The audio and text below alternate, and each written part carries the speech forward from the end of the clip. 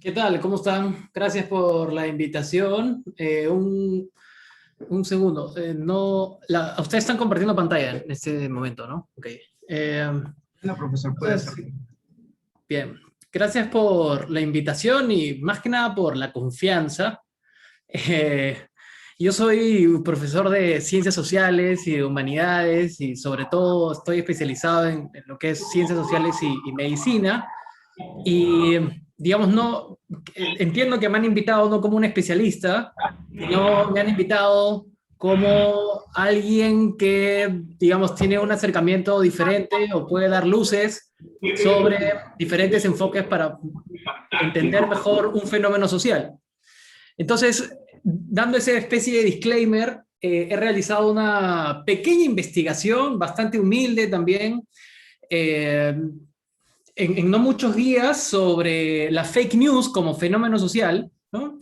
Y, y he encontrado algunas cosas que creo que son relevantes para entender el fenómeno desde su complejidad, ¿no? No necesariamente desde el debate mismo, es decir, no desde lo que se debate en este momento, es decir, no de la problemática de las fake news, que de hecho va a haber algo de eso, pero sino más bien entender el tema como un fenómeno y a partir de eso dejarnos empapar por la complejidad que tiene este fenómeno. Entonces, la idea es navegar un poco en las preguntas que aparecen cuando uno, digamos, se enfrenta a la problemática de las fake news, porque las fake news como palabra, como término, como fenómeno, vienen con una impronta negativa, ¿no es cierto? Entonces, comenzando desde ahí, ¿no? ¿Qué nos provoca pensar cuando hablamos de fake news? Cuando llaman a alguien a exponer, ¿cuáles son nuestras expectativas de lo que se hable de las fake news, ¿no? Entonces, yo creo que muy pocos pensarán, pues, esto se trata de ver si las fake news son buenas o malas, ¿no? Yo creo que más bien el debate, por lo menos más intuitivo, es ¿qué hacemos con las fake news? ¿No? Va por ahí el debate. ¿Qué hacer con ellas? Pero no creo que haya una respuesta, digamos, un poco más, o una pregunta, ¿no? Que vaya al, bueno, ¿por qué pensamos que las fake news son malas? ¿No? Entonces, cuando lo pongo en el territorio más de lo social, más de lo relativo, más de lo, digamos, desde la otredad, desde la antropología, ¿no es cierto? Puedo darme cuenta de algunas cosas en comparación a otros fenómenos de información como este. Y en resumidas cuentas, lo que he hecho es utilizado dos ideas o conceptos que vienen de la antropología de la salud, estoy bastante familiarizado con ellos, que lo hago en mis clases de antropología de la salud, lo he unido a mi búsqueda bibliográfica de fake news que tienen que ver mucho más, porque el debate se ha desarrollado mucho más en lo que es el ámbito de la comunicación, y a partir de eso he sacado algunas conclusiones. ¿Ok? Entonces, eso es lo que voy a exponer. Y antes de meterme en el PPT, ya que me han dado carta libre para hablar, eh, les voy a contar algo, una pequeña reflexión que he tenido hace poco, que creo que ayuda mucho a entender las ideas que después voy a comentar. La primera es el formato de exposición virtual que ahorita estamos viviendo, experimentando, que tiene que ver con, y la segunda es el concepto de debate que nosotros tenemos. ¿Por qué debatimos como, ¿no es cierto? Como piensan ustedes debatir, ¿no? Y por qué ahorita nosotros estamos haciendo esta presentación de este modo. Entonces yo en la mañana, bueno, en la tarde, después del almuerzo dije, bueno, voy a pulir mi exposición, voy a quitar algunos PPTs, ¿no es cierto? Y estaba pues, me había bañado y dije, bueno, me pongo mi polo o me pongo mi camisa, ¿no es cierto? Dije, bueno, me voy a poner pues mi camisa, ¿no? Porque esto es un evento importante, ¿no? Y cuando estaba a punto de empezar la reunión, pues empecé a sentirme como un poco nervioso. Y digo, ¿por qué me estoy sintiendo nervioso? ¿No? Si estoy literalmente en mi cuarto, ¿no? Eh, no sé quiénes son ustedes, tampoco voy a conocerlos, a conocerlas. Cualquier tipo de feedback positivo o negativo que ustedes me hagan, en verdad es muy probable que yo no lo capte al 100% porque quizás no esté viendo sus rostros o entienda a mi favor, digamos, interpreta a mi favor cualquier comunicación que ustedes me hagan, ¿no? Por ejemplo, un emoticón, hay una reacción de esto, ¿no? De que es como así, ¿no? O sea, ¿qué es eso, no? Eso es, bueno, yo lo puedo interpretar positivo o negativamente, etcétera. Entonces, a lo que iba es que, ¿por qué me ponía nervioso si al final esta experiencia no es, pues, ¿no? No tiene todos los elementos que tiene una exposición, ¿no es cierto? Que usualmente pone a la gente nerviosa, como estar parado frente a un montón de gente, ¿no? Ahorita estoy en sandalias, ¿no? Entonces hasta piensas en el pantalón que te vas a poner, en los zapatos que te vas a poner, etcétera. Entonces decía, ¿qué está pasando acá? ¿Por qué, si no se cumplen esos elementos que usualmente me ponen nervioso, por qué estoy nervioso acá? Y es porque por una narrativa que nosotros tenemos, que usualmente está muy pegada a la realidad, una narrativa de cómo deben de ser las cosas, que está usualmente muy pegada a la realidad y que condiciona pues nuestro modo de actuar.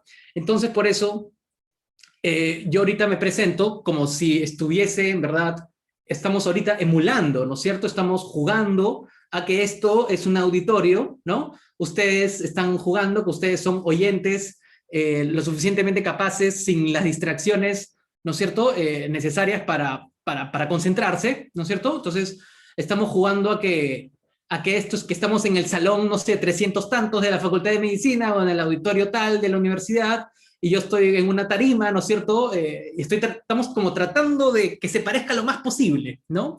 Entonces, por eso los profesores en las aulas dicen, por favor, prendan sus cámaras, ¿no es cierto? Porque como que no sé qué hacer, ¿no es cierto? Estoy acostumbrado tanto a y esta es la palabra del día que voy a usar, a este formato, ¿no es cierto?, de presentación, que no sé qué hacer cuando me salgo del formato. Entonces, lo que hago es, bueno, me voy a poner mi camisa, ¿no es cierto? Me voy a bañar, voy a ponerme en modo presentación y voy a jugar a la presentación con ustedes, ¿no?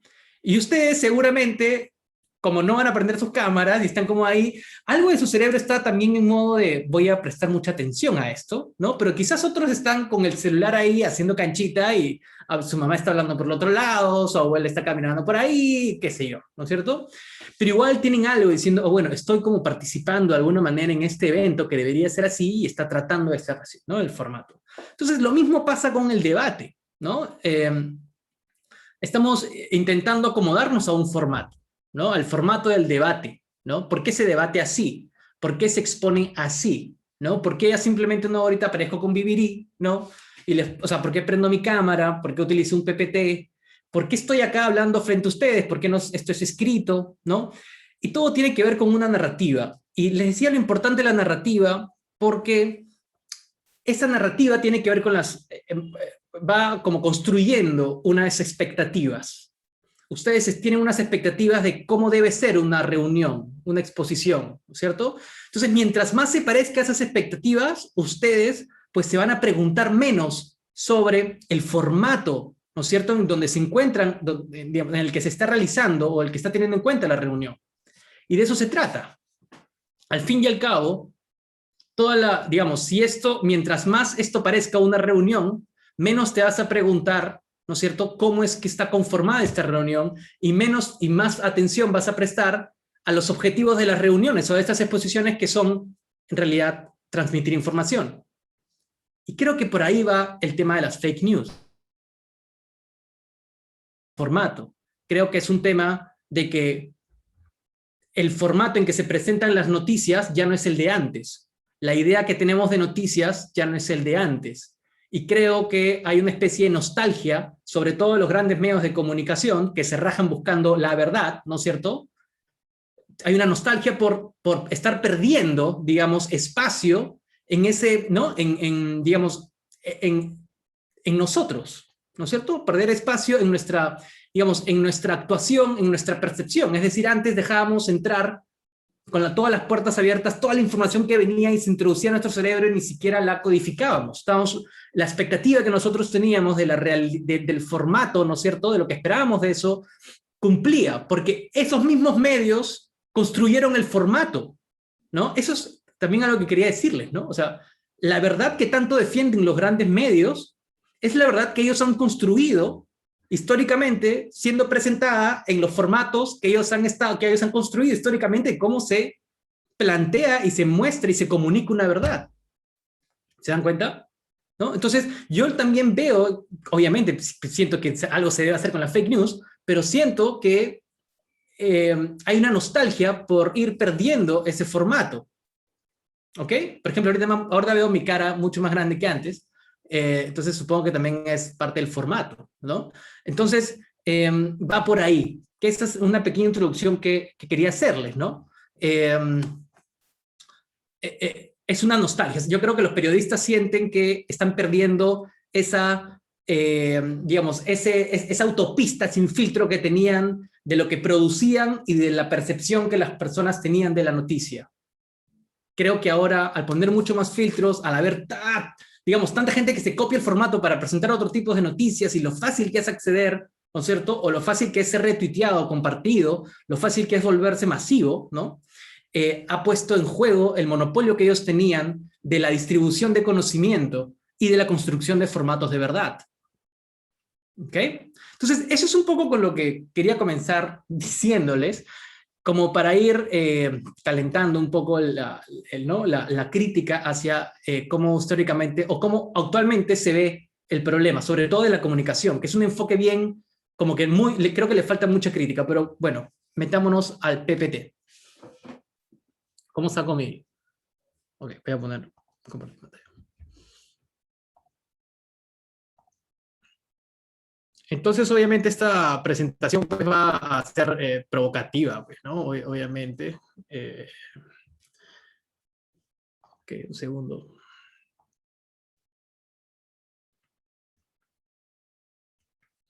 Un segundo, estoy teniendo algunos problemas.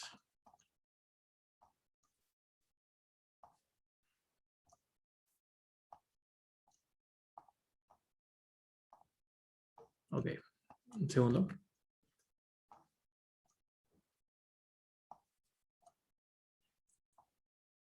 Ok.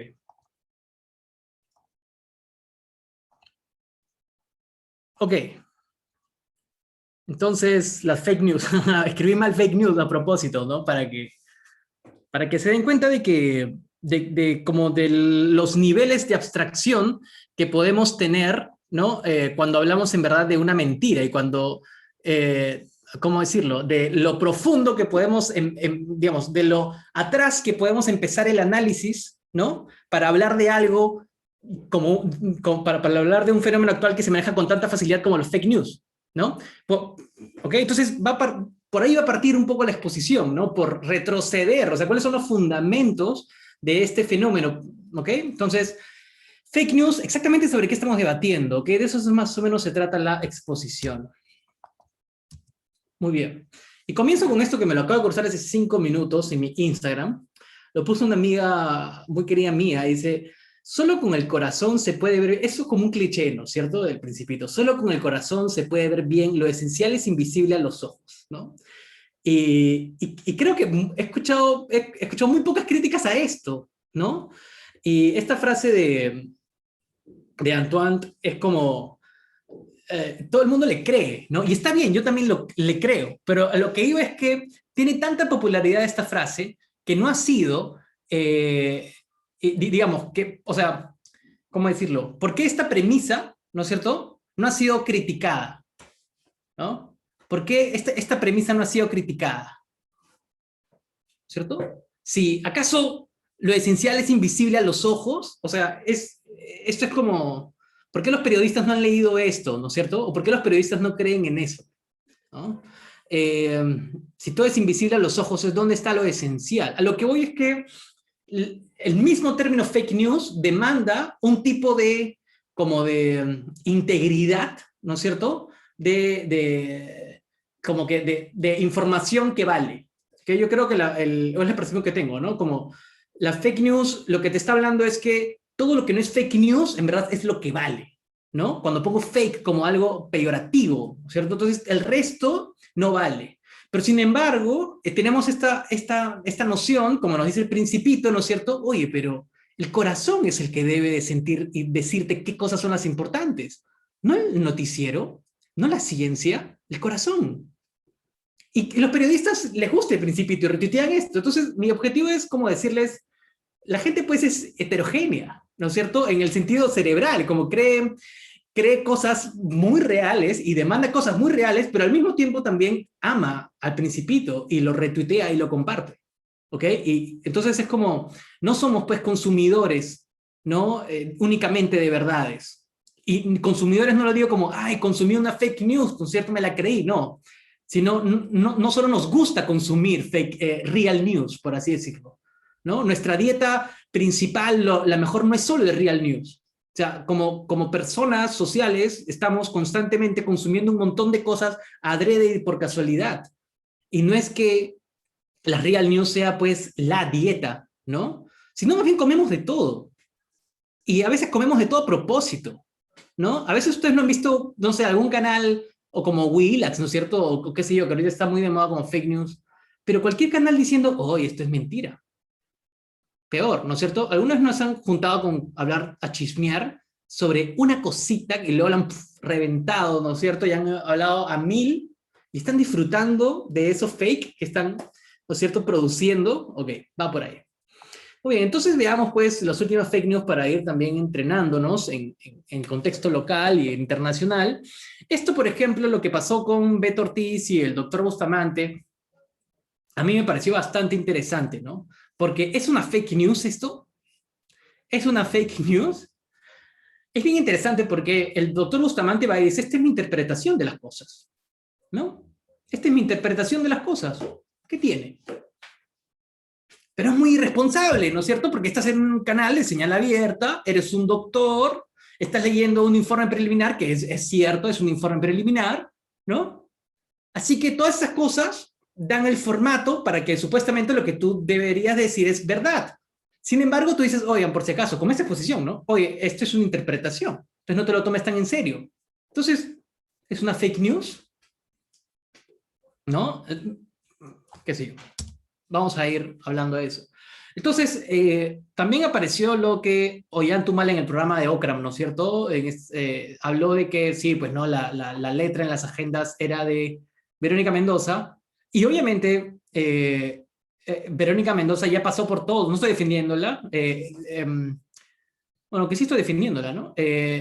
No es que haya, o sea, ha pasado por todos los filtros, ¿no es cierto?, legales para descubrir, ¿no?, todos los peritajes, pasó por el Poder Judicial, por la Fiscalía, ¿no es cierto?, para que han determinado que no es su letra, pero sale Ollanta y dice, bueno, sí, yo le dije, ¿no? Bueno, y Perú 21 decide, ¿no?, poner un titular donde digan es mentirosa, ¿no? Ok, ¿eso es fake news? ¿Por qué no vamos y así como nos molestamos con Beto Ortiz, ¿no es cierto?, no nos molestamos con Perú 21 y con Chichi Valenzuela, que es su editora? Y luego el popular, y acá es como que, no, Willax, ¿no es cierto?, señal abierta, mucha más gente lo ve, Perú 21 menos gente lo ve, todavía su edición física, y ahora la edición física del popular, que menos lo ven, ¿no es cierto?, dice, nadie sale en Semana Santa. Eso es mentira, ¿no es cierto? Obviamente, sí podemos salir en Semana Santa, no en carro, ¿no? Debemos dirigirnos a un centro comercial, ¿no? Perdón, a un Totus o un Vivanda, lo que sea, a estas tiendas de comida.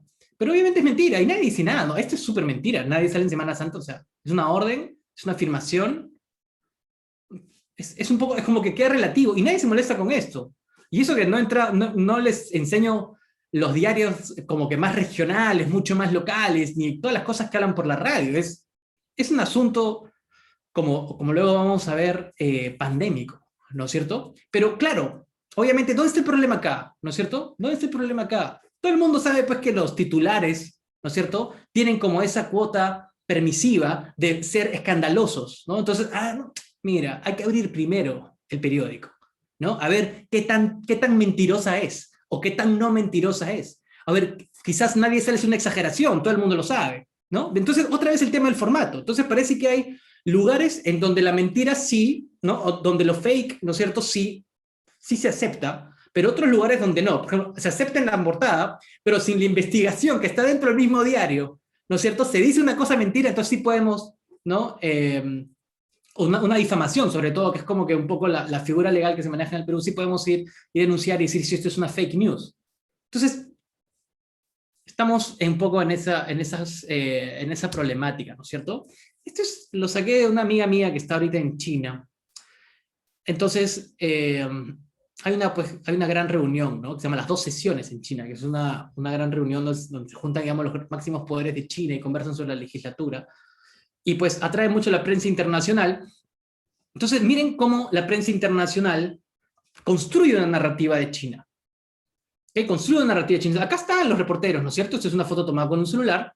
tú puedes mirar el cielo, por ejemplo, y al soldado, y te das cuenta pues que mira, el contexto es pues un contexto normal en pandemia, no hay mucha gente, ¿no es cierto? Está súper todo ordenado, qué sé yo, y el soldado está parado. Pero la foto que utilizan los medios, ¿no? Como resalta ¿no? La mascarilla del soldado, su firmeza, y lo turbio, lo gris que se ve el cielo, y es lo que publica, generando una narrativa, ¿no? Vamos a entenderlo un poco más adelante. Esto es BBC, el BBC de Inglaterra, ¿ok? El BBC que se transmite para Inglaterra, ¿ok? Miren cómo se ve la imagen de Wuhan. Esto es Wuhan, y esto es, ¿no? Cómo se ve, es un video de YouTube, pero es BBC Inglaterra. Y miren cómo se ve para Wuhan. Estas imágenes son mucho más reales, parecen, ¿no? Entonces, los de BBC utilizan este filtro para hablar de Wuhan, ¿no? Que forma parte de una narrativa, para hablar de Wuhan a los mismos chinos. Pero claro, cuando exportan la imagen, le ponen este filtro. ¿Ven? Eso es, estás fakeando la noticia, la imagen, ¿quieres decir algo en este formato? ¿Por qué lo pones en ese formato? ¿Cierto? Ah, es por la narrativa, es por mis intenciones políticas también, es por lo que yo realmente quiero comunicar. Pero ¿alguien podría decir que esto es fake? No sé si me estoy dejando entender, ¿ok? ¿Alguien podría decir que esto es fake? Porque le pusiste un filtro. O sea, va por ahí, pero lo que es claro es que hay una narrativa que BBC tiene y es intencional, porque el mismo BBC le pone este filtro, o le quita los filtros, o sea, ¿existe algo sin filtros? También podríamos preguntarnos, ¿no? Pero bueno, esto transmite a China y esto transmite fuera de China. Esto es BBC Internacional y el otro es BBC China. Igual acá, ¿no? Esto es BBC China, vemos las palabras chinas. Y esto es BBC Internacional, o sea, miren esto.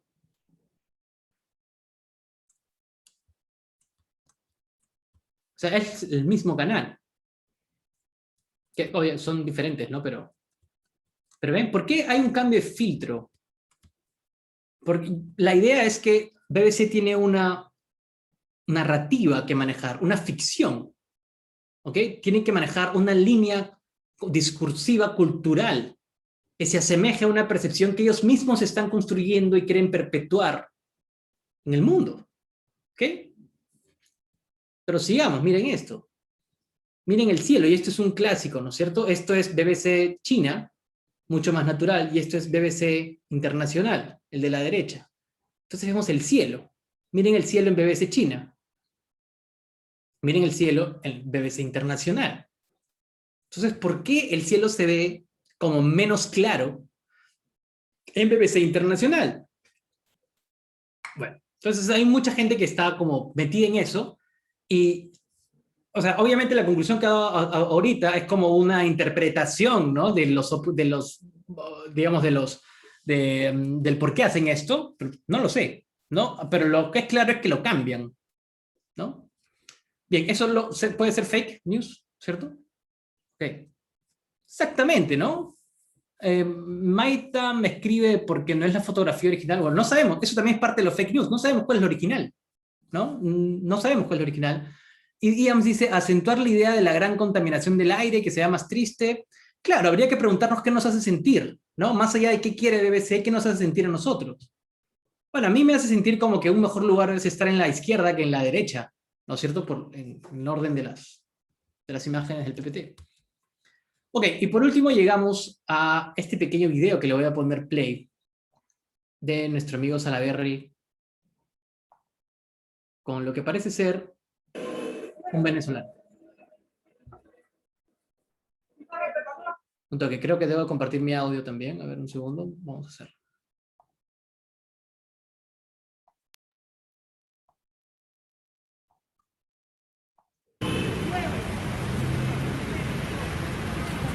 Estás respetando a los venezolanos, mamahuevo. Estás respetando a los venezolanos, mamahuevo. Tienes que tener miedo. Ay, yo sí que estás acostumbrado a hacer lo que quieras en tu país. ¿Qué crees? ¿Qué estás en tu país, huevón? Lánzame para Venezuela, huevo. Vamos a mierda. Lánzame para Venezuela, huevo. Para todo. Échale, huevo. Fuente, mierda. Pegadito de una vez, mamahuevo. Échale, huevo. No te vas a meter mierda. ¿Qué te pasa? Échale, huevo, pues, mamahuevo. Caliente, ¿te crees? ¿Qué te pasa? ¿Qué te pasa? Échale bola, pues, mamá, vamos, no ¿Qué para te pasa? ¿Qué te pasa? Mándame para Venezuela, pues. Joda. Pendejo, ¿te crees? Va para salir en televisión a decirle vainas a uno, mamá, huevo. Échale bola, pues. ¿Qué te pasa? ¿Qué tienes? Échale bola, pues. Mándame para Venezuela, mamá, huevo. ¿Qué te pasa? Mándame, pues. Te voy a mandar, huevón. Échale bola, pero ahorita, mamá, huevo. Sale ahorita. Si sales. Espérate, ve. Que no puedo pensar, échale bola ahorita, pues mándame ahorita. Anda para el puerto y mándame ahorita, mamá. Anda para el puerto y me mandas ahorita, mamá huevo. Anda a vacunarte, nomás. Al último le gritan anda a vacunarte, creo. Muy bien. Esto pues me llegó por WhatsApp, ¿no? Y yo dije, wow, ¿qué tal mecha, no? ¿Qué tal? Salaverry, se sigue a mechar con el pata. Y el segundo, como el microsegundo, un amigo en mi grupo de WhatsApp me dice fake, ¿no es cierto? Armani, ¿no? Súper armado. Y luego todos en el grupo de WhatsApp, oh, ¿cómo vas a creer ese video? Entonces lo volví a ver. Y dije, a ver, ahora tengo que empezar a verlo con ojos de como si fuese fake, ¿no? He sido engañado, de Salaverry me ha engañado. Y la verdad es que a mí no me parece, o sea, te pones a analizar, ¿no es cierto? Porque como que un poco que te insulta que te hayas creído algo fake, ¿no?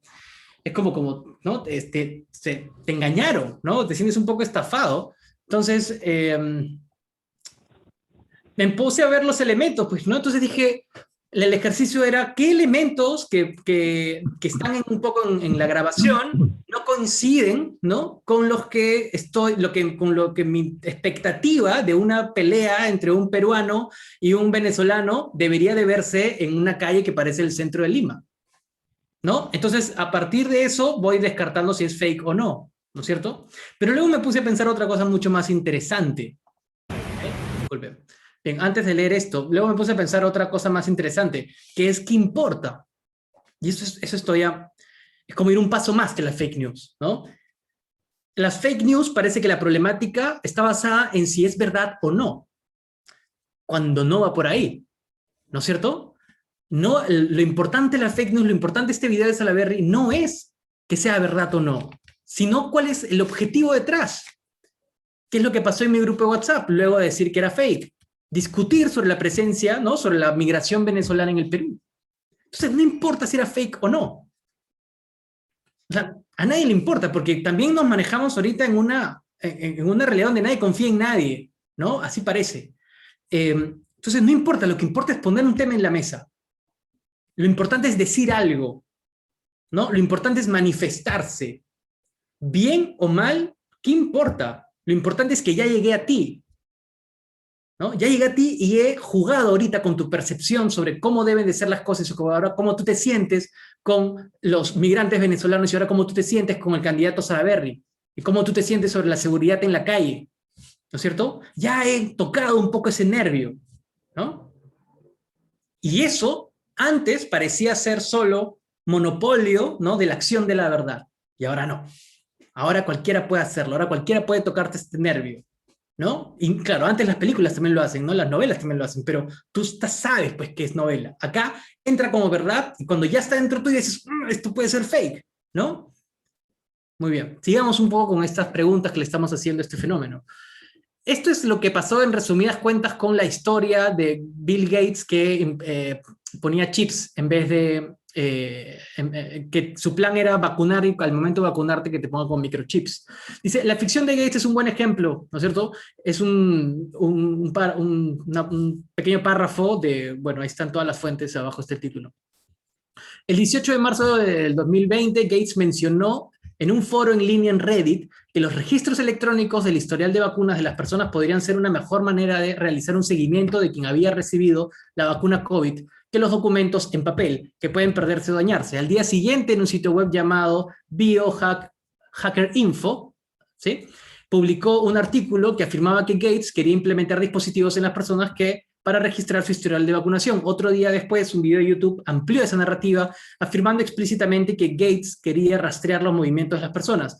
Este video fue visto por casi 2 millones de veces. En abril, el ex asesor de Donald Trump, Roger Stone, repitió la conspiración en un programa de radio que luego fue cubierto en el New York Post. La presentadora de Fox News, Laura Ingraham, también se refirió a la intención de Gates de rastrear a la persona en una entrevista con el entonces fiscal general de Estados Unidos, William Barr. ¿Ven? Una sucesión de cadenas de rebotes, ¿no es cierto? Tanto en redes o en Reddit, ¿no es cierto? O en foros como Reddit, ¿no? Y luego en cadenas nacionales, ¿no? De medios mucho más masivos. Ok. Ya que hay una pequeña explicación de Johnson a esto, que ayuda un poco también a entender el tema de la narrativa. Lo que sucede, explica Johnson, es que la gente elige trozos de hechos y los une en una narrativa falsa o engañosa que se ajusta a su propia cosmovisión, ¿no? Utilizo elementos y los junto para que se alinee a una narrativa, ¿no? Estas narrativas luego se refuerzan en las comunidades en línea que fomentan la confianza y por lo tanto dan credibilidad a la desinformación. Esta obviamente es una mirada desde la comunicación y el periodismo. Muy bien, entonces acá hay algunos datos que no sé si, bueno, repetir, son varios, tienen que ver con lo potente que están siendo las fake news al día de hoy. Entonces los voy a leer rápidamente, ¿ok? Porque creo que nos va a ayudar a sentir la gravedad. En el 2022 habrá más noticias falsas que verdaderas y no habrá suficientemente capacidad, ni material, ni tecnología para eliminarlas. El 70% de españoles no sabe distinguir entre una noticia verdadera y el rumor. Cada minuto se realizan más de 3,5 millones de búsquedas en Google, se producen 900.000 accesos a Facebook y se envían 150 millones de emails. ¿Qué tales frases, qué tales números, no es cierto? Para entender un poco la magnitud de la globalización y lo fácil que es compartir información y lo constantemente que estamos haciéndolo. La prensa escrita como medio para acceder a las noticias de actualidad entre los adultos estadounidenses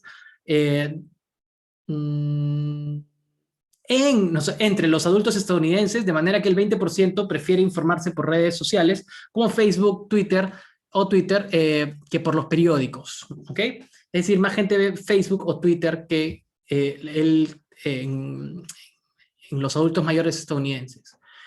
Ven más eso que la prensa escrita. El uso de las redes sociales y de mensajería como fuente informativa llega al 77% de personas. ¡Qué bestia! ¿No es cierto? 77% de la población mundial utiliza las redes sociales y mensajería, ¿no? Como fuente informativa. Una noticia falsa tiene un 70% de más esto es ya un poco más chévere, ¿no es cierto? Una noticia falsa tiene un 70% más de probabilidades de ser retuiteada que una noticia real. ¿Ok? Trump, la red social sobre Trump, ¿no? La red social publicó más de 6,6 millones de tweets que incluían o enlazaban a noticias falsas, montajes o conspiraciones en el mes previo a las elecciones de 2016. ¿Ok? Entonces, para que vean como la magnitud que puede tener esto, realmente porque estamos hablando de eso el día de hoy, ¿no? Porque tiene una magnitud política sobre todo. Las noticias falsas se viralizan entre 10 y 20 veces más rápido que los hechos. El uso de WhatsApp para el consumo de información se ha duplicado en los últimos 4 años, coincidiendo con la crisis de Facebook y el desplome de la prensa. ¿Okay? Muy bien, entonces vayamos rápidamente con esto, creo que ya lo dije al comienzo, la perspectiva y el método, ¿cierto? Tenemos que tener la reflexibilidad, es decir, ¿cómo es que me acerco a investigar el problema? Entonces hay que tener en cuenta que hay niveles de abstracción para tocar este problema, ¿no? Las palabras, desde qué es una noticia, qué es algo falso, ¿no? El problema, ¿por qué estamos hablando de esto, de que la fake news es un problema? ¿Por sus consecuencias? ¿Por el tema moral de que está mal decir cosas fakes, ¿no es cierto? Mentiras. ¿O porque estamos yendo en contra de un modelo de cómo debería ser el periodismo, ¿no? En verdad, ¿qué está mal? ¿Por qué IAMS, ¿no es cierto?, eligió este tema? No sé si lo había elegido IAMS, pero ¿por qué lo eligió para hablar el día de hoy? Porque es una problemática, por lo que ocasiona, es decir, por la gente que está muriendo por las fake news, por los presidentes que están ganando por las fake news, porque está mal y nos vamos a ir al infierno por retuitearlas o por creerlas, o porque simplemente el monopolio digamos, la transmisión de conocimiento está siendo atacada, ¿no? El periodismo entonces está cambiando y no les gusta, ¿no es cierto?, a los periodistas cómo está cambiando el periodismo, ¿no? El abordaje, ¿no? También hay una manera de abordar esto, desde el periodismo, desde la antropología, del derecho, desde las ciencias de comunicación y las ciencias políticas.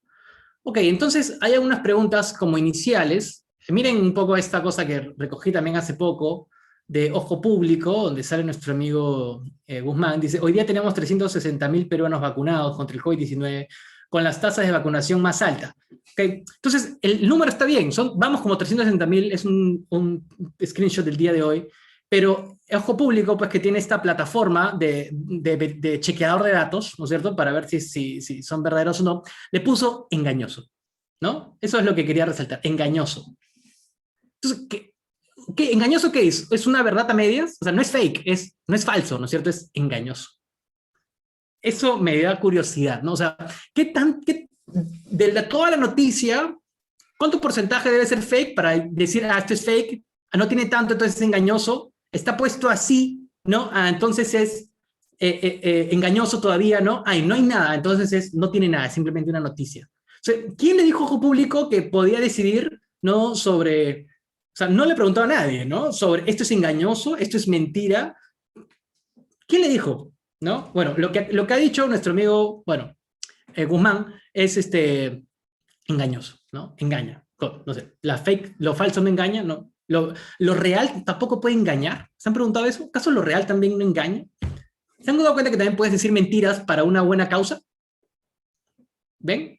¿Se han dado cuenta que debes decir mentiras para luego una verdad se entienda o salga a la luz? ¿Okay? ¿Por qué es engañoso esto que acaba de decir Guzmán por el tema de las tasas de vacunación más altas? Bueno, ¿en comparación a qué? Al Perú, obviamente, pues no siempre va a ser más alto. Pero en comparación aquí a Latinoamérica, no somos los más altos. Al mundo, tampoco. Estamos mejor que algunos, pero no somos la más alta. Entonces, eso es engañoso, porque te dice con las tasas de vacunación más altas, ¿en comparación a qué? ¿No? Bueno. Entonces, algunas preguntas iniciales a partir de esto, ¿no? ¿Acaso no todo puede ser una fake news? ¿No? Me siento bien, fake news, ¿no es cierto? ¿Acaso no todo desinforma de alguna manera? ¿Acaso no todo pasa por un filtro de... O sea, la realidad acaso no siempre pasa por un filtro para ser representada por cómo hablamos, por una foto, por el filtro de algo? ¿Acaso ya no, la filosofía había dejado en claro que la pretensión de la verdad es simplemente eso, una pretensión? Y estamos siempre, ¿no? Como consumiendo versiones, interpretaciones y cosas filtradas, ¿no? Adrede, a veces no, de la realidad. O sea, la ciencia lo que hace es, no va en contra de eso, sino dice, bueno, este es mi método, ¿no? Y hace transparente su método. Entonces, por eso confiamos en la ciencia, ¿no? Muy bien. Entonces, ¿acaso informar no es lo mismo que desinformar al fin y al cabo? ¿La verdad tiene valor por sí sola? ¿O para qué se utiliza la verdad? Y creo que por ahí va la problemática, ¿no? ¿Por qué tiene tanto valor la verdad? ¿Qué tanto de fake debe tener algo para que sea fake? Es un poco lo que contaba. ¿Qué pasa con los fakes moralmente buenos que ayudan a fortalecer un valor, por ejemplo? O que ayudan a sostener verdades. Por ejemplo, las drogas son malas. Obviamente son malas, ¿sí? ¿Todas las drogas son malas? ¿Es una droga que a personas las hacen felices? Bueno, no se vuelven adictos, no la consumen y luego continúan su vida y les ayuda, qué sé yo, a ver cosas, a conocer al amor de su vida, a querer más a su hijo, a terminar su tesis, a lo que sea. La droga lo ayudó, las drogas son malas, ¿no? Ay, pero ¿cómo vas a decir que no es verdad que las drogas son malas? ¿No? Porque lo tengo que decir, ¿no es cierto? Lo tengo que decir por más que no tenga, pues, el paper que diga que son malas. Además, ¿qué es eso de malas? ¿No? Como que son otros ámbitos, el ámbito de la discusión, ¿no? El ámbito de la clase, pero luego es el ámbito, pues, de lo científico, ¿no? De lo que pretende ser una verdad periodística. Ok. ¿Qué pasa? ¿Qué tanto lo fake ayuda a conocer la verdad? Una idea es una noticia, ¿no? ¿Cuándo se convierte en una noticia? ¿Qué tan plasmado debe estar algo para convertirse en una noticia? ¿No? O simplemente en algo fake. Es decir, si ahorita yo digo, no sé, cualquier cosa fake, pero como nadie la publica, ¿no es cierto? No se imprime en ningún diario, nadie me retuitea, entonces no es fake. Que es cuando algo se convierte en una fake news, en dónde debe de, ¿no? En dónde debe de inscribirse, de matricularse esa idea, esa información, para convertirse en una fake news. Bueno, y todas estas grandes preguntas o preguntitas salen porque, pues, es un fenómeno social que está siendo, pues, recién entendido y se está intentando conceptualizar, pero la gran entrada que ha habido desde las ciencias de la comunicación que como otra vez repito, se sintió amenazada, pues, porque está perdiendo este monopolio de la verdad. ¿Ok? Muy bien. Entonces, ¿importa que sea falso? ¿Mentira o difamación? Algo puede ser comunicado 100% de forma directa. El formato de la presentación de la información va a condicionar la información. Ok, vayamos un poco más adelante y vayamos con las cosas más, las ideas fuertes que yo he venido a entregar hoy día más allá de preguntas. El primero es el formato, ¿no es cierto? Que tiene que ver con la verdad, la legitimidad y la significancia. Entonces voy a hablarles un poco de este libro de Michel Foucault, del nacimiento de la clínica. La idea es que ustedes entiendan cómo es que la ciencia, y la ciencia médica todavía, se ha apoderado de un tipo de formato de verdad. ¿Ok? Entonces, por ejemplo, a la izquierda tenemos el libro de Michel Foucault, luego en el medio tenemos a Lancet y a PubMed, ¿no es cierto? A PubMed, que son como que las fuentes de información científica, y a la derecha tenemos al papá de alguien hablando con su hijo diciéndole algo, y abajo tenemos a Jordan Peterson, ¿no es cierto? Que es un pata que habla muy bien y la verdad es que te convence, ¿no es cierto? Y parece que ha leído un montón de libros, y al costado tenemos pues a esta legión de libertarios argentinos que ahorita están teniendo mucha pegada, y que para hacer un debate intelectual, tener 640.000 views está súper bien, ¿no es cierto? Entonces, ¿qué cosas son las que le dan verdad a estas cosas? ¿Qué cosas es lo que nos hace confiar en ellas? Ahorita vamos a hablar de la confianza, ¿no? ¿En qué nos hace confiar en Lancet, en PubMed, en nuestros viejos, en Peterson o en los libertarios, ¿no es cierto? En Milley y no sé cómo se llama estos otros patas, ¿no? Bueno, entonces hablemos un poco primero de Michel Foucault y el nacimiento de la clínica.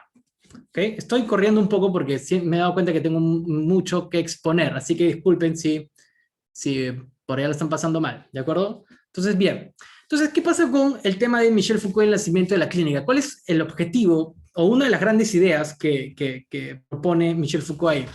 Es que en el siglo XIX, a partir de grandes epidemias en Europa, el Estado empieza a legitimar la labor de los médicos en un espacio que es la clínica, y le empieza a legitimar en tanto da recursos, ¿ok? Y en tanto le da el monopolio de la legalidad de abrir los cuerpos. Entonces, los médicos son aquellos privilegiados, científicos o especialistas o personas, al fin y al cabo, que pueden tener los muertos, más allá, ¿no es cierto?, de todas las restricciones religiosas que habían y de las malas costumbres también que estaban involucradas, digamos, el tabú que había por abrir los cuerpos. El Estado le da la legitimidad a la ciencia y a los doctores para que puedan abrir los cuerpos y ver qué hay adentro. Lo interesante acá es que no se la da a otras personas, y son los científicos los que pueden ver los cuerpos de forma legítima en la clínica, porque las clínicas no era un lugar para sanar, sino la clínica era un lugar donde se iban los doctores a entrenar, ¿no es cierto?, a entrenar su mirada, como lo diría Michel Foucault, en el entendimiento del interior de lo que está pasando dentro del cuerpo humano, ¿no? Es como ellos son los únicos que pueden ver, ¿no es cierto?, por esa ventanita, ¿no? Ellos son los únicos que pueden ver, que tienen la legalidad y los fondos y la legitimidad social para ver. Entonces, todas las cosas que salían de ahí, que para esto fueron muy útiles, eso es básico, hay que entender, ¿no? O sea, la investigación que salió de esas clínicas, de esas experimentaciones del cuerpo, que, ¿no es cierto?, que todavía no había normas sobre qué hacer con un cuerpo muerto, todas las investigaciones que salieron de ahí fueron útiles para controlar las epidemias. Y de hecho, el Estado, los gobiernos apostaron por ellos porque creían un poco en la utilidad de eso, en la utilidad de aplicar la ciencia. ¿Ok? Entonces lo que ellos hicieron fue empezar a construir un formato de cómo debía de hablarse sobre el cuerpo humano. Porque nadie más había investigado con tanta rigurosidad, con tanta paciencia, con tanta disciplina, ¿no?, y de forma tan organizada el cuerpo de una persona.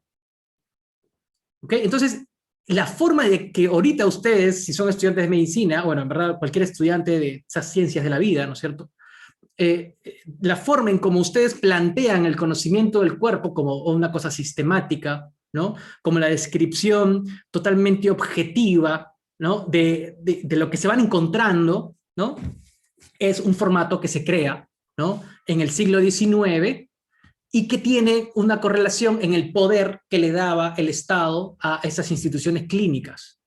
Entonces, lo que hace Michel Foucault, esto sale al comienzo, compara, por ejemplo, cómo se escribía, cómo se describían los órganos en el siglo XVII o el siglo XVI, y lo compara con cómo luego se describen en el siglo XIX-XX. Y pues en el siglo XV-XVI se encuentra que la gente escribía, pues, decía, la piel, ¿no es cierto?, o este tejido que me acaba de cruzar, parecía un papiro arrugado, ¿no es cierto?, después de una llovizna en la tarde, ¿no?, porque a eso se parecía, ¿no?, con la iluminación de la tarde, o sea, a eso se parecía, y era como las personas tendían a ver, la idea es entender el formato, en cómo se presentaba la ciencia. Entonces, luego de que ellos tienen este permiso, por así decirlo, y también esta legitimidad para solo ellos hablar del cuerpo, Entonces dicen, bueno, la verdad ya no va a ser presentada así. La verdad ahora va a ser presentada con estos ojos mucho más descriptivos, mucho más positivistas, ¿no? Que no quepe duda de cómo es un cuerpo. Entonces empiezan a crear categorías, formatos, revistas científicas, etc. ¿Qué es lo que también quiero decir acá? Que no es natural. No es que siempre se ha hablado así del cuerpo humano, siempre se ha hablado así de lo, ¿no? de lo que se llama, digamos, la verdad. La verdad ha cambiado de formatos. La verdad científica, que es como que la más incuestionable, también ha cambiado de formatos.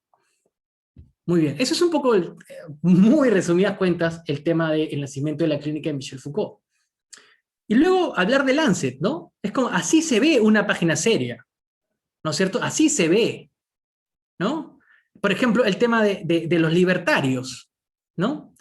Ok, tú vas a verlos y dices, bueno, son tres patitas que van a hablar cualquier cosa. Ah, no, pero mira, tienen 640.000 views. ¿Qué tanto eso le da, otra vez, ¿no? Legitimidad? Los views que tiene un video, ¿qué tanta legitimidad le da, ¿no? A lo que van a decir las personas ahí? Y Jordan Peterson, ¿por qué tiene tanta legitimidad Jordan Peterson? Por cómo habla, en verdad, y por lo claro que puede ser, y por lo inteligente que parece. Muy bien, ¿y por qué tiene tanta legitimidad nuestros papás? Porque son nuestros papás, y punto, ¿no es cierto? Porque saben más y porque nos quieren mucho, ¿no? Entonces, ven cómo aceptamos cosas en diferentes formatos todavía, pero como siempre hay, pero igual como, no sé, como la fake news demanda que haya solo un tipo de formato de verdad. Ok. Esto es otra cosa que quería venir a decirles. El tema de las minorías. Porque si estamos hablando de verdades, si estamos hablando de formatos, tenemos que también hablar, pues, de aquellas personas, de aquellos grupos de personas que no han tenido un acceso histórico a participar en el desarrollo de estos formatos, ni llenando estos formatos, que usualmente son las minorías, ¿no? Las minorías. Entonces, esto como evidencia que hay una verdad científica y a mucha distancia hay una, ¿no?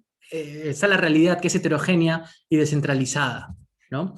Y por eso quería hablar un poco de la autoatención de Eduardo Menéndez. Lo que Eduardo Menéndez hace es critica a esta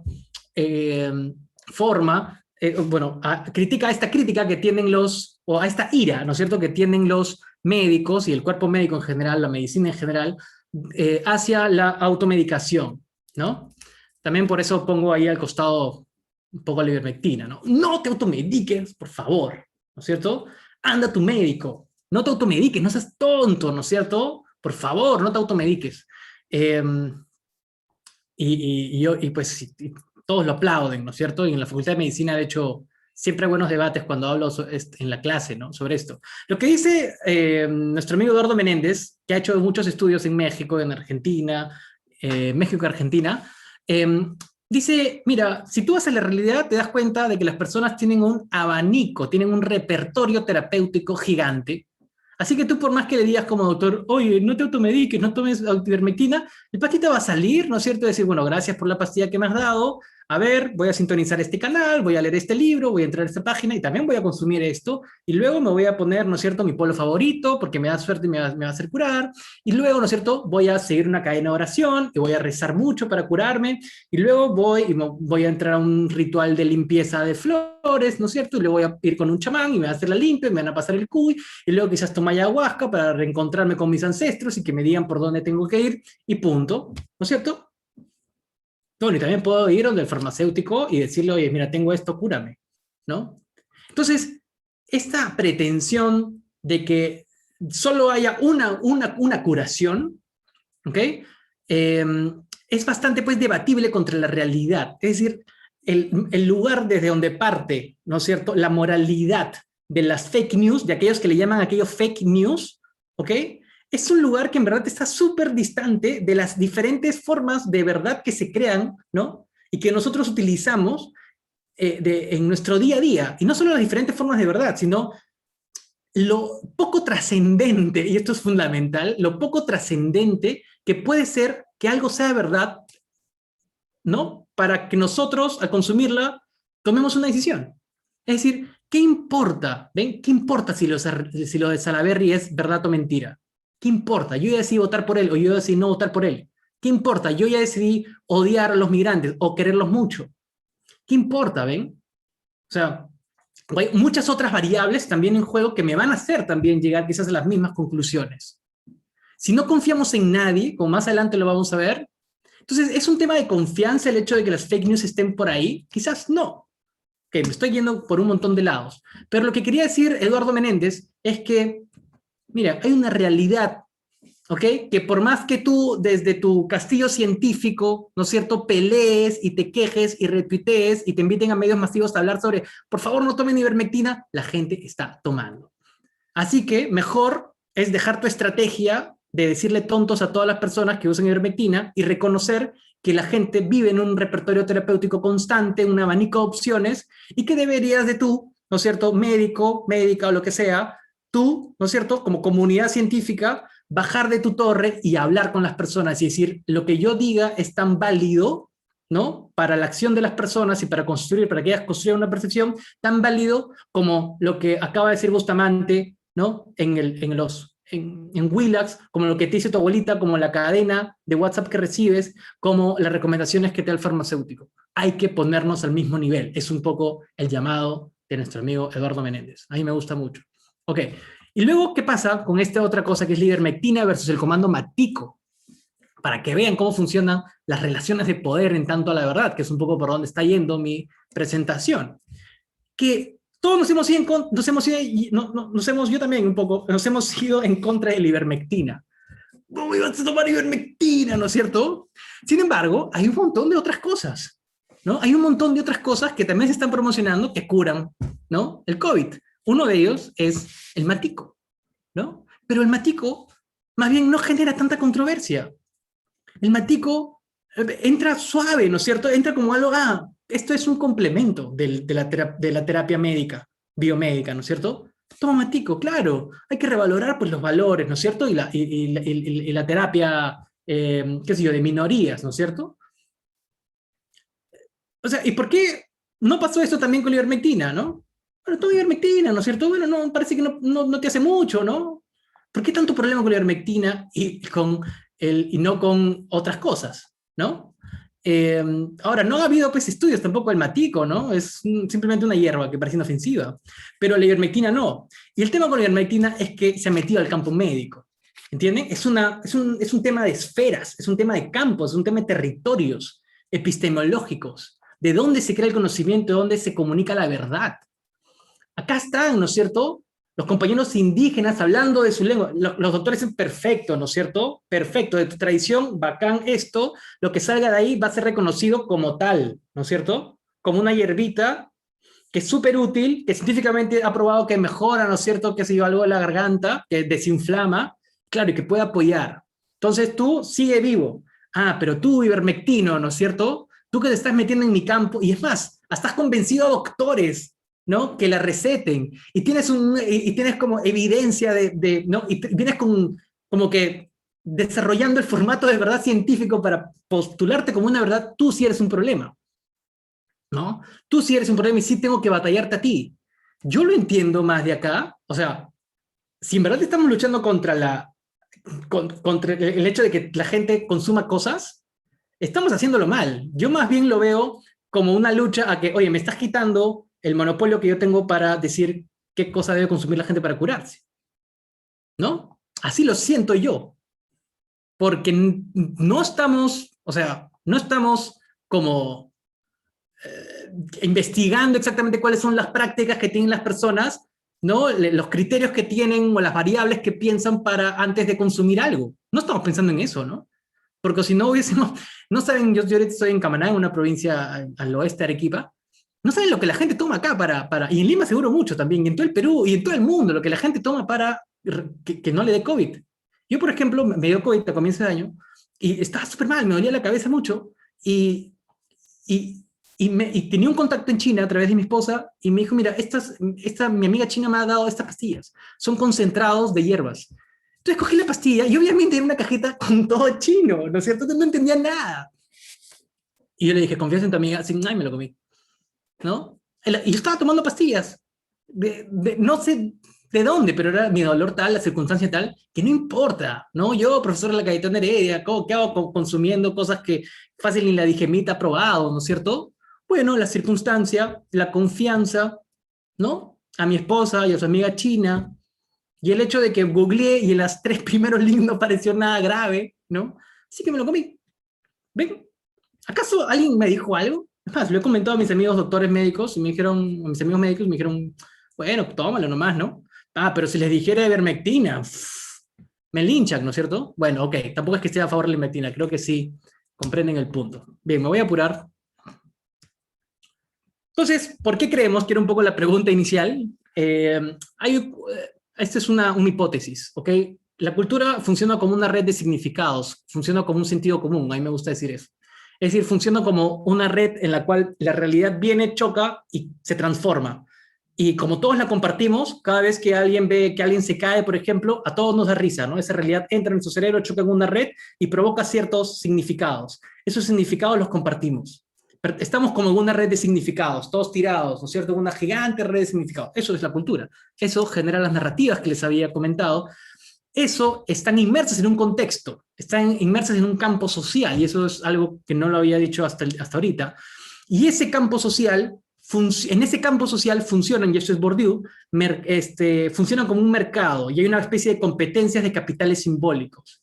Es decir, los científicos, por ejemplo, tienen el capital simbólico de hacer artículos en revistas científicas. Mientras más prestigiosa sea la revista científica donde tú publiques, mejor científico vas a ser. ¿Ok? Son esos capitales que en diferentes campos o especialidades, si lo quieren decir así, funcionan. Por ejemplo, en los amigos, ¿no? ¿Cómo uno es un mejor amigo? ¿No? ¿Qué capital es el capital simbólico que tú deseas y que tú das y demuestras cuando uno es amigo? El estar ahí, ¿no es cierto? La disponibilidad. Eso es el dar, ¿no? El sacrificio por el otro. Ese es el capital simbólico que se mercadea un poco en ese campo de los amigos. En el campo, por ejemplo, de la, no sé, creo que sí entienden, en el campo del arte, ¿no? Por ejemplo, ¿qué es lo que te da más? El ser reconocido, por ejemplo, por grandes instituciones que hablan sobre lo que es bonito o no. Y así, ¿no? Es como que se juegan campos. Entonces, en esa idea de que hay cosas que se valoran, a mí me gustaría pensar por qué las personas comparten tanto una noticia. ¿Cuál es el valor de compartir una noticia? Y he dado 3 diferentes hipótesis. Una, que para mí es la principal de todas, es no sentirse solo. Es decir, jugar el juego. Jugar el juego de la conversación y de la socialización. ¿Ok? Y miren esto. Tiene que ver mucho con, es claro, el compartir algo, fake o no, es material de socialización. Parece bien básico, pero es muy interesante. Miren, ¿por qué nos gusta tanto el fútbol peruano si es tan feo, si es tan malo? Hoy día perdió la U en un partido horrible, ¿no es cierto? ¿Por qué nos interesa tanto la política peruana si la política peruana nos defrauda tanto y nos hace tanto daño a nuestra salud mental? ¿Por qué debatimos tanto en política si sabemos que el otro pata no va a cambiar nada? ¿Por qué nos pasamos todo el día mirando a Rosa María Palacios, ¿no? Mirando a nuestros libertarios, a ver lo que dicen, para enfrentarme luego en un debate contra mi amigo izquierda, ¿no es cierto? Voy a prepararme hoy día, ¿no? Voy a empaparme de toda esta fea realidad, ¿no es cierto? De toda esta gama de conocimiento de información que solo me va a provocar estrés y dolor de estómago, pero lo voy a hacer ¿por qué? Porque es bueno que ¿por qué nos enseñan a querer el fútbol peruano? ¿Y por qué nos enseñan, digamos, en el día a día, en la socialización, de forma implícita, a estar enterados de esta política que es tan fea? Para no sentirnos solos y tener de qué hablar. Esa es un poco mi primera hipótesis. A mí no me gusta el fútbol peruano. O sea, no lo he visto hasta que tenía 26 años. Luego a los 26 años dije, ok, voy a verlo. Y me metí y empecé a hablar y ahora lo consumo porque es divertido, qué sé yo, chatear sobre lo malo que es Comiso con mis amigos, ¿no? Entonces también digo, soy de la U de chiquito y todo, pero como que, ¿no? Objetivamente digo, si soy de la U, tengo que seguir los partidos de la U, ¿no? Entonces me meto en el formato, me meto en el juego, ¿ven? Y luego porque es una excusa para hablar con mis amigos de la universidad, que ellos saben un montón de fútbol. Entonces, ¿por qué comparto noticias fake? Porque es material de socialización. Para no sentirme solos, para sentir que estoy en esta red junto a otras personas, ¿no? Etcétera. Entonces lo hago por eso. Y eso es chévere, porque no importa si es fake o no, ¿ven? No importa si el fútbol pero no es chévere o no. Igual hablemos de eso, ¿no? ¿Qué tal si hablamos de política?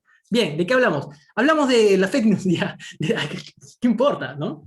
Muy bien, y lo otro es la novedad, que también da en estos espacios bastante crédito, ¿no? Ah, mira, esta persona siempre tiene la información más novedosa. Y lo otro es que vivimos en una sociedad de información donde tener información es muy valorado. ¿Okay? Más me gusta pensar de que lo hacemos por puro feeling, para no sentirnos solos. Yo sí lo siento, es totalmente una interpretación mía, sin ningún estudio realizado, simplemente es una percepción. ¿Okay? Así que disculpen. Muy bien, entonces ya estamos terminando. ¿Se debe hablar de creer, de tener confianza para entender las fake news? Y hoy día Jimena Ledgar posteó esto. Miren hasta Perú. Esto es un gráfico, que abajo está el estudio, de abajo nosotros podemos ver, es una medición de lo más bajo a lo más alto, de qué tanto confías en la gente de tu grupo, es decir, en tus amigos. Y en el eje vertical podemos ver, mientras más cerca al cero es más bajo, más arriba es más alto, es qué tanto confías en la gente que está fuera de tu grupo, es decir, en los que no son tus amigos, ¿no? Entonces, mientras más arriba a la derecha estás, significa que crees más en tus amigos y en los que no son tus amigos. Mientras más abajo a la izquierda estás, ¿no? No crees en nadie, ¿no es cierto? Y mientras más abajo a la derecha estás, significa que confías más en tus amigos y no en extraños. Entonces acá están los países, ¿no? Mira dónde está Perú. Está recontra abajo a la izquierda. Es decir, no creemos en nadie, ¿no? No creemos ni en nuestros amigos, ni tampoco creemos en los extraños. Bueno, hoy día la vi, esta imagen me pareció muy interesante porque cada vez que hablamos de fake news decimos, ay, la confianza del canal, ¿no? ¿Es verdad es la confianza del canal o lo estamos haciendo por otras cosas? Compartimos y vemos las cosas por cosas que trascienden a la confianza. Como diría mi amigo, nos gusta la cochinadita, ¿no es cierto? Nos gusta como, voy a compartir esto por el chongo, me gusta socializar, qué sé yo. Pero este gráfico nos dice que no creemos en nadie. Muy interesante, ¿no es cierto? No creemos en nadie. Miren a China, por ejemplo. China solo cree en sus amigos. Muy interesante, ¿no? Irak, Egipto, ¿no? Muchos países de Asia. Mira, los daneses y siempre los países escandinavos, ¿no? Siempre tan buena gente. Y mira Perú. Bueno, habría que ver si en el gráfico faltan otros países, ¿no? Siempre Perú con estas novedades. Ok, entonces, ¿se debe hablar de creer, de tener confianza para entender la problemática de las fake news? ¿Es un buen abordaje? Las consecuencias de las fake news son motivos de las fake news, y esto es bastante crucial para entender el por qué es una problemática la fake news. Es decir, el hecho de que hayamos tomado tanta ivermectina, ¿no es cierto? Que el Perú tome tanta ivermectina, ¿es por las fake news? ¿No? El hecho de que, no sé, de que Trump haya ganado las elecciones del 2016, ¿es por las fake news? Entonces también hay que ser, o el FREPAP quizás, ¿no? Por el tema del meme. O sea, también hay que tener mucha responsabilidad, hay que ser bastante pretencioso para creer que las noticias, ¿no es cierto?, creadas, pueden tener un efecto de causalidad con una acción tan importante como votar por alguien, ¿no es cierto? Como consumir algo, por ejemplo. Entonces también eso falta. Ok, yo veo Willax todos los días y también consumo ivermectina y odio a Vizcarra, ¿no es cierto? Y odio a Sagasti. Bueno, ¿eso quiere decir que es por Willax? ¿No? Eso, y ahí por eso pongo que hay una gran diferencia cuando analizamos las fake news de causalidad y correlación, ¿no? Causalidad y correlación. Una cosa es que lo cause y otra cosa es que siempre aparezca cuando ocurre el fenómeno, que es diferente, ¿no es cierto? Yo sé que ustedes saben porque han llevado estadísticas, seguro. Okay, pero creo que el punto está claro. Y luego, ¿actuamos a partir de lo que creemos? ¿Acaso? ¿No? Ok, le tengo mucha confianza, ¿no? Y creo mucho en Philip Butters, ¿ok? Y ahí ¿eso qué? ¿Eso determina también que yo voy a actuar a partir de eso? Hay que preguntarnos eso también. Y creo que de la antropología nos da una lección muy importante, que es hay que evitar subestimar a las audiencias. Las personas no son pasivas, como estas personas que dicen, seguro Keiko te dio tu tupper, ¿no es cierto? Seguro Keiko te dio tu tupper, por eso has votado por él. Ok, yo recibí un tupper de Keiko, ok, por eso tú crees que Keiko ganó por su tupper. O sea, ¿tú crees que dio el tupper y automáticamente eso, ¿no?, generó que la persona votase por Keiko. Entonces, a veces se subestima la audiencia. Es que tú seguro ves mucho Willax, ¿no? Entonces eso como que te ha, ¿no?, engañado. Tú eres una persona súper pasiva que solo lo único que dice Philip Butters es lo único que crees. Eso es subestimar a tu audiencia. ¿Se dan cuenta? No subestimen a la audiencia, no subestimen a las personas que toman ivermectina, a las personas que votan por partidos que ustedes pues, no, piensan que están equivocados, ¿no? Ustedes van a votar por Rafael López Aliaga, ¿no? Es como que, y ya te tildan como si todas las cosas que dijera Rafael López Aliaga tú las hubieses como creído como si fuese una Biblia, ¿no es cierto? Y por eso estás votando por él, ¿no? Entonces, tampoco hay que subestimar con las personas que no piensan igual que nosotros, que se suele hacer mucho todavía en redes, ¿no? Se suele también como analizar con odio, ¿no? Entonces, sí, yo consumo cosas que dicen mentiras, ¿ok? Me encanta consumir fake news, pero eso no significa que mis acciones dependan de eso. Quizás mis acciones dependen mucho más de cuánta plata tengo. ¿No creen que es un factor mucho más importante? Quizás tomo ivermectina porque cuesta barato, porque es barato, porque está en la farmacia. ¿Bien? ¿Acaso eso no es, no? Quizás eso tiene mucho más relevancia, está mucho más cercano a la causalidad que el hecho de que yo vea noticias. Pero como vimos al comienzo, noticias fake hay montón, ¿no? Y no solo noticias, sino también personas que hablan sobre cosas que te mienten, ¿no? Nos mienten a cada rato. Muy bien. Entonces, problema mayor, ¿es falso o qué? ¿Se debe hacer una noticia sobre su falsedad? Bueno, no creo que vale la pena ir a esto. Quizás ya ir cerrando sobre la problemática del periodismo, ¿no? Que es este espacio ganado, ¿no? Un espacio ganado por los grandes medios que luego está siendo arrebatado. Y luego esto que también es clave entender. ¿Por qué hablamos de fake news el día de hoy? Porque el Internet ha permitido cuantificar todo.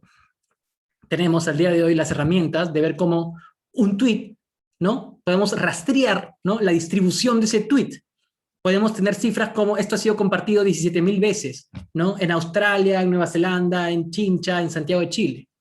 ¿Ven? Entonces tenemos eso, podemos ver el alcance de la distribución de información en el mundo. Eso es también clave para entender por qué hablamos de fake news hoy día, porque de fake news han existido siempre. ¿Ven? Fake news han existido siempre.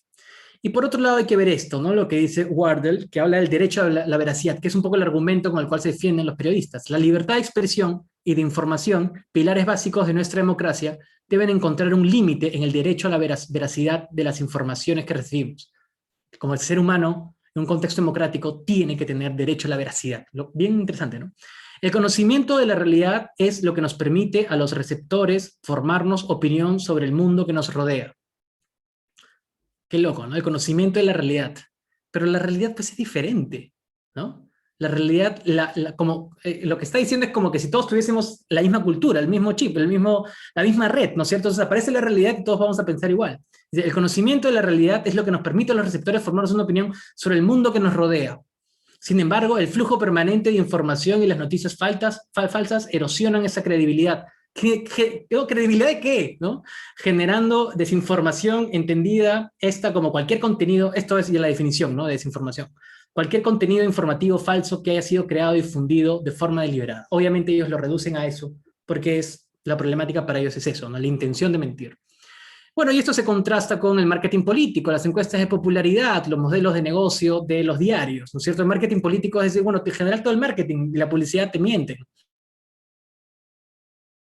¿No es cierto? Esto te va a hacer tanta cosa, ¿no? Etcétera. Entonces el marketing, todavía el marketing político aún más, ¿no? Voy a hacer esto, ¿no? Me presento como, ¿no?, como El Salvador, como alguien totalmente transparente, etcétera. Y las encuestas de popularidad, ¿no? O sea, ¿qué son las encuestas de popularidad en verdad? O sea, es bien superflua la información ahí. Y luego el modelo de negocios, que es esto de que se está hablando bastante, que es los clickbaits, ¿no es cierto? Yo lo que quiero, ¿no?, en verdad, es que entres, estés lo más tiempo ¿no?, mucho tiempo en mi portal, y luego yo voy a poder, ¿no?, utilizar eso para conseguir auspiciadores y ganar plata, ¿no?, que es ahora cómo se maneja el negocio del periodismo virtual. Más no, antes era pues por los grandes nombres periodistas que tú tenías en tu medio y la veracidad que tenían ellos, la legitimidad que tenían ellos. Entonces tú los contratabas, entonces tú esperabas que ese diario publique cosas ciertas. Entonces ven como que dinero versus este formato de verdad anterior. Ok, ya no voy a hablar de esto. Bueno, aquí tengo una solución personal que ya no lo voy a decir. Estas son las soluciones que se dan en el mundo del periodismo, ¿no? Alfabetización informacional. Es decir, eso es lo que se plantea, ¿no? Lo que muchas ONG están financiando, lo que los estados también están invirtiendo. Es más, dicen que esta alfabetización informacional o informativa la deben de hacer los bibliotecarios, es decir, que tú sepas, ¿no? Que tú sepas descifrar el formato, ¿no? En el cual se presenta esa información. Los algoritmos de las redes, los procedimientos automáticos, ¿no? La inteligencia artificial, que Facebook, Twitter, YouTube, simplemente identificando algunas cosas, ¿no? De forma artificial, te banee las cosas, ¿no? El crowdsourcing, que es esta forma como social de financiar cosas, entonces así te evitas el hecho de que, por ejemplo, Willax, que es financiado por Rafael López Aliaga, hable de López Aliaga, ¿no? Entonces como transparentas, perdón, eso, y a través del financiamiento social, como la Encerrona, ¿no? La Encerrona, por ejemplo, hace eso, ¿no? Y eso tampoco es que sea pues, lo más real o verdadero, pero bueno, es un método para darle un poco más o menos fake, ¿no? Y por último, los verificadores profesionales, gente como Wikipedia que está ahí constantemente viendo esto sí, esto no, ¿no? Muy bien, esto sería como un poco de lo que es la alfabetización informativa, ¿no? Estudia la fuente, lee más allá, quién es el autor, las fuentes adicionales, comprueba la fecha, es una broma, ¿no? Pregunta a un experto, considera un sesgo. Esto me parece como una utopía, ¿no? Nadie sea... Esa es la crítica que yo tengo, ¿no? Es como la gente no va a hacer eso, ¿no es cierto? Porque la gente no comparte porque es mentira o verdad, la gente comparte porque quiere chonguear en su grupo de WhatsApp. Es un poco mi conclusión en esto, ¿no? Ok, y esto es lo último, lo juro. Este es el debate, ¿ok? Esta es la última diapositiva, este es el debate que hay. Hay varios enfoques, como el enfoque de la fake news, el enfoque de la desinformación y el enfoque de la infodemia. Son diferentes enfoques, miradas para entender la problemática. El enfoque de la fake news tiene que ver con por qué estás haciendo algo. Es un enfoque que prioriza el por qué estás haciendo algo. ¿Okay? ¿Qué quieres lograr con eso? ¿Cuál es tu intención política? ¿No? El Joker, eres como el Joker, no quieres el caos. ¿Por qué lo estás haciendo? El enfoque de la desinformación es un enfoque que tiene más una postura legal, ¿no? Es una postura de que, digamos, se ha investigado, digamos, desde ese enfoque se ha investigado mucho más qué tanto los aparatos legales, ¿no? Qué tanto la legalidad de un país puede contrarrestar esta distribución de información. Y luego la infodemia, es a lo que ha hablado la OMS, que es qué tanto está afectando esta creación de esta información, esta distribución de esta información en la salud pública, ¿no? Infodemia también hablando de lo rápido y mundial, ¿no es cierto?, que se distribuye esta información. Entonces, la idea de pensar en enfoques es pensar dónde ocurre el fenómeno de la fake news, ¿no? ¿Dónde ocurre el problema de la fake news? ¿Dónde tamizar? Es decir, ¿en qué parte de este proceso que ahorita voy a escribir hay que meternos, ¿no es cierto? Hay que alfabetizar a la persona para que cuando vea Willax diga mejor cambio de canal, o más bien hay que hablar con Wong, ¿no es cierto?, el dueño de Willax y decirle, oye, si haces una más de estas cosas, ¿no es cierto?, te denuncio y te meto a la cárcel y cierro tu canal. Entonces, ¿dónde tamizar? ¿No es cierto? Y parte de eso también tiene que ver con cuando algo es ilegal. Entonces, como yo ahorita puedo decir una mentira, pero estoy en un Zoom, me están escuchando no sé cuántas personas, 30 personas, ¿no? Entonces, acá sí puedo mentir, ¿no? Pero en cambio, si es a nivel nacional, ahí no puedo mentir. Entonces, también, cuando algo es ilegal. Eso es lo que prioriza el enfoque. Entonces, este pequeño flujograma dice que primero está la realidad, luego la experiencia con la realidad. Y luego la experiencia puede convertirse en una noticia por medios convencionales, puede también convertirse en alguien que haya tenido la experiencia y haya compartido esa experiencia por redes, pero también alguien que comparta por redes no su experiencia necesariamente, sino su opinión o interpretación de la experiencia. ¿Ok? Entonces, la noticia por medios convencionales puede luego compartirse por redes y por redes luego puede compartirse otra vez por, ¿no es cierto?, noticias de medios convencionales. En cambio, cuando se comparte por redes, pues hace el rumbo contrario, ¿no? Se comparte por redes, luego pasa por las noticias, por los medios convencionales y luego puede hasta retuitearse miles de veces, ¿no? Hay un flujo ahí por 1000 he puesto o por un montón que puede como viralizarse por las redes o viralizarse por los medios convencionales. Entonces, ese más o menos es el flujo que he descubierto a partir de lo que he leído. Y ¿dónde tamizar? Lo he puesto acá, que es también lo que dice la literatura de dónde hay que tamizar. Entonces, la literatura obviamente está muy en contra de cerrar los medios, ¿no? De ir en contra de la libertad de expresión, sino más bien va acá, ¿no es cierto? Tamizar acá. ¿Por qué? Que la gente deje de compartir cosas falsas. Ahí la literatura, digamos, lo que los investigadores comunicacionales sobre todo, le han puesto énfasis. Es decir, por acá esto es lo que se debe arreglar, ¿no? Acá. el compartir por redes experiencias falsas. Es decir, no multar a la persona que crea la noticia, sino más bien a las personas que, perdón, no multar a los que la multiplican, sino a aquellos que la crean, ¿no? Y que tienen una intención de que esta información se distribuya, ¿no? Entonces, hay otros enfoques también que ayudan a entender todo este fenómeno. Hay uno que habla de la tolerancia al engaño, ¿no? Ven como que pone el énfasis en la persona, ¿no? En que la persona sepa tolerar, ¿no? Como diferentes cosas que vienen, ¿no? Como, ¿no? Diferentes flujos de información y la persona sepa tolerar y elegir, ¿no? Otro es la desinformación, bueno, la alfabetización informativa, ya hablé un poco de eso, y la salud pública, que es la infodemia. Muy bien. Disculpen por hablar demasiado, no sabía que me iba a demorar tanto. Espero que les haya gustado esta pequeña, ¿no?, zambullida a esta problemática. No sé si hay algunas preguntas. Ya, yo tengo algunas preguntas que me han estado enviando. Entonces, una de ellas es con referencia, por ejemplo, si los medios de comunicación tendrían tal vez alguna obligación de brindar información verídica. Qué buena pregunta. Ellos se manejan en un código de ética, ¿no? Se manejan en un código de ética y hasta donde la ley le permita. De hecho, está prohibido difamar. Y de hecho, por eso, ¿cómo se llama? Magali se fue a la cárcel, porque difamó, creo que a Pablo Guerrero, ¿cierto? Y por eso un montón de diarios como que luego piden disculpas, ¿no? Porque es parte un poco también del proceso legal, como la ley te obliga a pedir disculpas, ¿no? Entonces, ¿tienen una obligación de decir la verdad? Yo creo que tienen tanta obligación como lo tuvo, o sea, bueno, como, tienen tanta obligación como cualquier profesional que tiene un código de ética, ¿no? Y lo cumple, y allá el colegio de periodistas, allá el colegio de comunicadores, allá el colegio de médicos también, ¿no es cierto?, para multar, para sancionar a esos profesionales que están incumpliendo el código de ética. Pero bueno, simplemente igual tú eres cualquier persona que eres libre, ¿no? Es el tema también, no necesitas ser periodista para comunicar algo, como tampoco necesitas ser doctor para curar, ¿no? Entonces, hay como esas grandes instituciones que se manejan por estos valores, pero que cada vez están perdiendo más relevancia, ¿no? Entonces, están obligados, queremos que sí, ¿no? Pero ahora entiendo que ustedes siguen a un montón de youtubers, ¿no? A un montón de gente que dice, si te sientes mal, haz yoga, ¿no? Que está bien, funciona. Si te sientes mal, no sé, sonríe, ¿no? Lo cual está bien también, ¿no? Pero estamos en la obligación de compartir información verdadera, ¿no? Lo dejaría en pregunta, ¿no? No. Ya, y otra pregunta que tengo es, en la primera parte de la exposición como que habló acerca de cómo podríamos considerar una fake news. Entonces, otra pregunta que me hicieron es, ¿una fake news podría considerarse cuando hay intención de desinformar? O sea... Claro. Eso es lo que dice la literatura de los comunicadores, ¿no? Son profesionales muy aptos, investigan, pues, ¿no?, cómo se distribuye la información, cómo se trata, cómo se genera, cómo se edita. Ellos han definido, utilizan ese concepto, ¿no?, de la desinformación y la fake news, que tiene en su definición, ¿no?, lo clave es la intención de, ¿no? Una fake news, una desinformación, para ellos, que son los creadores del concepto, es algo que tenga la intención de, algo que tiene la intención de desinformar, ¿no?